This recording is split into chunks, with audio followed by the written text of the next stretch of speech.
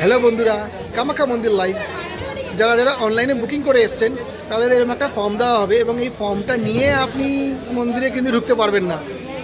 এই অনলাইন টিকিটটা নিয়ে আপনাকে আগে বুকিং অফিস যেতে হবে। সেই বুকিং অফিস থেকে আপনাকে একটা গেট পাস দেবে, সেই গেট পাস নিয়ে তবেই আপনি এই মন্দিরে প্রবেশ করতে পারবেন।